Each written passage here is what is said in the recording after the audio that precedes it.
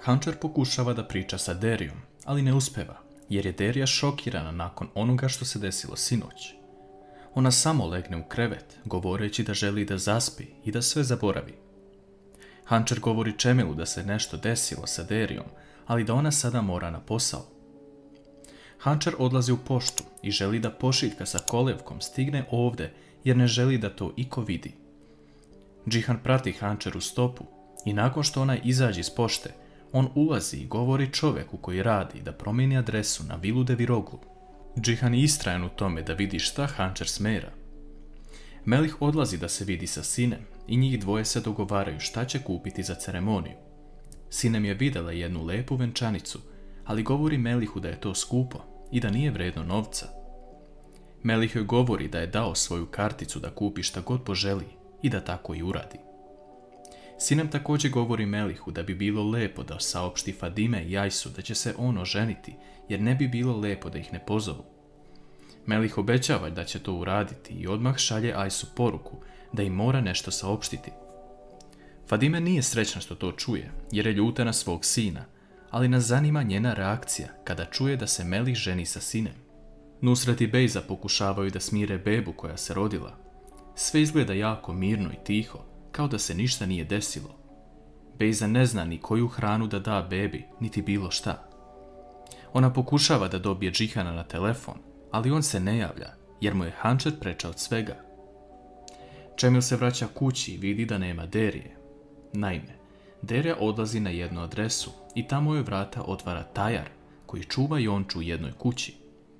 Sinoć, dok je Nusret otišao do Bejze u kuću, Derija je pokušala da izbavi Jonču, ali tada joj je ruku na rame stavio Tajar, koji je pratio situaciju.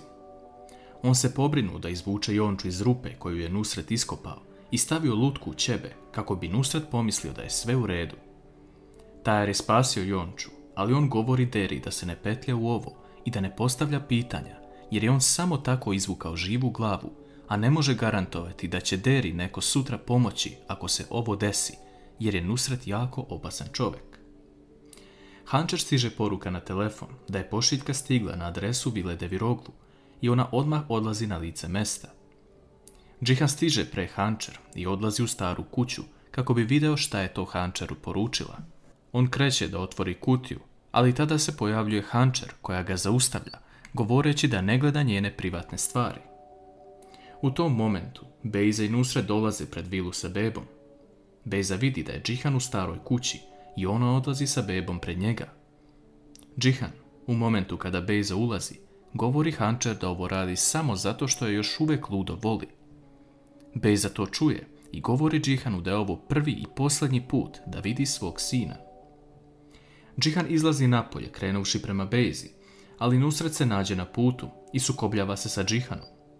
Svi ukućani izlaze da vide šta se dešava, ali tada Džihan govori pred svima da je jedina žena koju voli i koju će voleti Hančer. Hančer sve to čuje i plače, shvativši da svu ovu bol Džihan prolazi zbog nje. Nusret i Bejza sedaju u automobil sa bebom i žele da izađu iz dvorišta vile, ali Džihan staje ispred automobila jer im ne dozvoljava da to urade. Mukader sklanja Džihana, a Bejza i Nusret odlaze. Džihan viče na Mukader da je njen unuk, kojeg je toliko dugo čekala, otišao sa Bejzom i zašto ona nije ništa uradila povodom toga. Mukader okrene glavu i pogleda Hančer koja stoji i posmatra šta se sve dešava. I prvi put joj bude žao zbog Hančer, jer je učinjena velika nepravda prema njoj. Mukader tada pada, a Džihan je odnosi u kuću i vodi računa o njoj. Hančer zove Meliha da dođe ispred vile i nosi svoj paket, a Džihan izlazi i vidi kako je Hančer sela u Melihov taksi i otišla. Nusret govori Bejzi da nije pametno što je ovo uradila. Trebala je samo da se pravi da nije ni vidjela Hančer, ali ona voli Džihana. Nusret se sada brine Mukaderine reakcije, jer je ona delovala isključeno iz ovoga i svakog momenta može reći istinu i otkriti ih. Džihan priča sa Mukader, pitajući je da li nešto krije od njega, ali Mukader tada razmišlja kakve bi posljedice bile da ona kaže istinu Džihanu. Mukader sa bolom u duši prećuti istinu ovaj put, ali Džihan tada izlazi iz njene sobe. Dok Bejza i Nusret pričaju o svemu šta se desilo danas, neko im zvoni na vrata. Bejza odlazi da otvori i na vratima ugleda Džihana.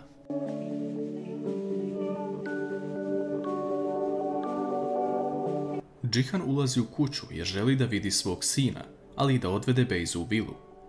Tada se pojavljuje Nusret koji ne dozvoljava Džihanu ništa od toga. On govori da se Bejza porodila kod kuće i da se on javio, možda bi se porodila u bolnici. Bejza govori da joj je samo njen sin bitan i niko drugi, ali vidimo da oni oboje koriste ovu priliku da bi sebe zaštitili od Džihana.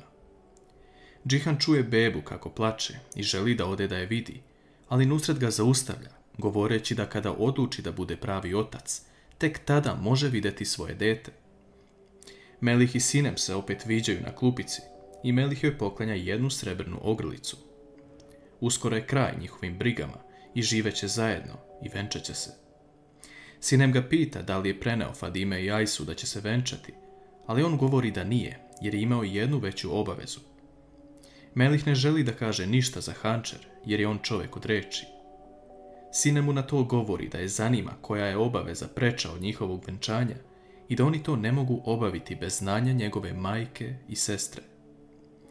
Melih se rastuži što ovo čuje, jer je on sve ostavio zbog Sinem, ali ona mu ne veruje. On joj govori da ona trenutno nije raspoložena i da će drugi put popričati. Džihan sreće Hančer na putu ka kući i prilazi joj, govoreći da se izvinjava što joj je postavio u ovako nezgodnu situaciju danas. Hančer mu govori da bi trebalo da je pored svoje bebe sada, ali on odgovara da se Hančer više ne brine jer neće postojati problema, te odlazi.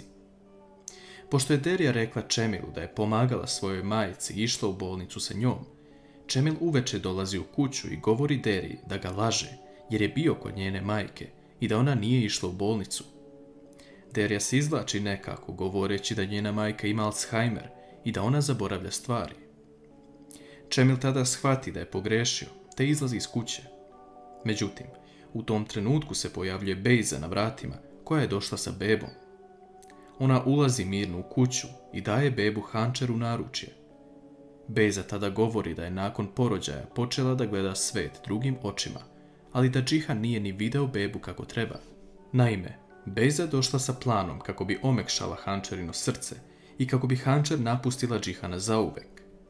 Derija otkriva šta Bejza radi i kaže Hančer da ne pada na njene planove, jer ih uvek ima u rukavu, ali Hančer govori da se više neće približiti Džihanu. Nakon ovoga, Derija odlazi u sobu i zove Džihana te mu sve prenese šta se desilo i da je Hančer obećala Bejzi da mu više neće prići. Derija je pronašla posao Hančer kod Džihana, a sada mu prenosi informacije sve kako bi došla do nekog novca. Sutradan, Hančer dolazi na svoje radno mesto i vidi da danas nema posla.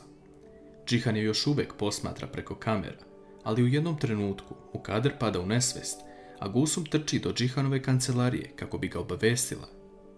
Nakon što Džihan izađe iz kancelarije, Gulsum vidi na laptopu kamere koje prate Hančerino kretanje u kući.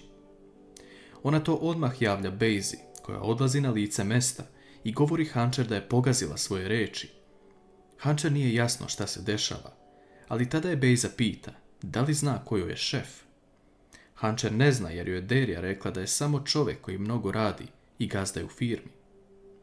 Bejza tada razotkriva Džihana, govoreći Hančer da je on cijelo vrijeme prati preko kamera. Hančer se okreće i vidi kamere koje su neprimetno postavljene. Bejza tada govori Hančer da je ona samo Džihanova ljubavnica i ništa više. Nakon što je Džihan pomogao Mukader i doveo je kući iz bolnice, on ulazi u svoju kancelariju i vidi Hančer kako izlazi iz kuće, te odlučuje da ode tamo dok nje nema. Međutim, na vratima ga očekuje Hančer, koja mu je pripremila jedno iznenađenje. Džihan je zbunjen šta se ovdje dešava i zašto ga je Hančer dočekala sa osmehom i pored toga mu napravila ručak. Džihan zagrli Hančer govoreći da je neće pustiti ovaj put i da samo mora da mu veruje koliko mu zapravo znači. Džihan seda da jede, a Hančer odlazi u sobu govoreći da će se brzo vratiti. Ubrzo nakon toga, Hančer dolazi u kućnoj spavačici ispred Džihana i kaže mu da pređe u spavaću sobu. Džihanu zastaje pogled, ali zbunjen je, te pita Hančer šta ona radi. Hančer mu tada govori da je ovo njena obaveza, pošto mu ona izigrava ljubavnicu. Kako će Džihan reagovati nakon što shvati da je ovo sve bio Bejzin plan da upropasti njegov i Hančarin odnos?